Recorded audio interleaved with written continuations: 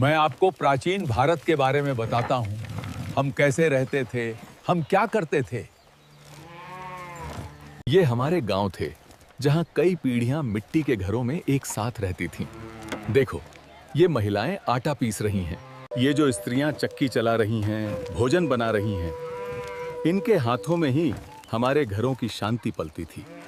उधर देखो, कुम्हार मिट्टी में प्राण डाल रहा है और बढ़ई अपने औजारों से संसार को आकार दे रहा है। खेत में ये किसान धूप में पसीना बहा रहा है, लेकिन उसके चेहरे पर संतोष झलकता है।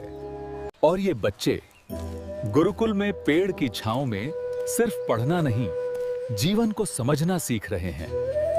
प्रकृति ही हमारा असली गुरु है, इसी में हमें शांति मिलती है।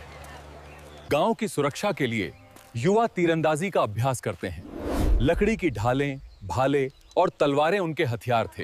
वन के पास एक वैद्य रहते थे जो हर पौधे को पहचानते थे। वो अक्सर छात्रों को अपने साथ जड़ी बूटियों के बारे में सिखाने के लिए ले जाते थे। अब मैं आपको अपने समय में प्रयोग किए जाने वाले दवा के बारे में बताता हूँ कि कौन सी दवा का उपयोग हम करते थे। प्रकृति का यह अद्भुत उपहार हमें माता के समान पालन पोषण देता है। इस संजीवनी बूटी का प्रयोग करें और निरोगी रहें। यह जड़ी बूटी, जिसे ब्राह्मी कहते हैं, मन को शांति देती है और याददाश्त बढ़ाती है। इसका सेवन अत्यंत लाभकारी है। ये देखो, अश्वगंधा, हम इसे बलवर्धक कहते थे। ये रोग प्रतिरोधक क्षमता बढ़ाती है और मन को शांत करती है। ये है तुलसी, ज्वर, खांसी पर अमृत जैसी। इसकी सुगंध ही घर को पवित्र कर देती है। ये नीम है, कड़वा है, लेकिन शरीर को शुद्ध रखने का सबसे प्राचीन तरीका है, क्योंकि हमारे लिए प्रकृति मां थी और हर जड़ी बूटी उसका आशीर्वाद। एक राजा का असली कर्तव्य धर्मा और नीति के अनुसार न्याय सुनिश्चित करना है। यह निर्णय अंतिम है, यह धर्मा के अनुरूप है। यह ग्राम जीवन ही सच्चा तपस्या है। हर कार्य में ईश्वर को देखना ही आध्यात्म है। प्रकृति ही हमारा असली गुरु है।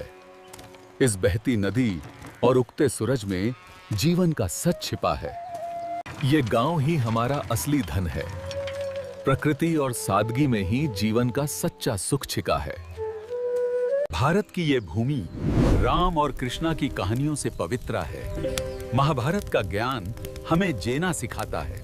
यही था प्राचीन भारत, जहां ज्ञान, धर्म, प्रकृति और मानवता मिलकर एक स्वर्णिम युग बनाती थी।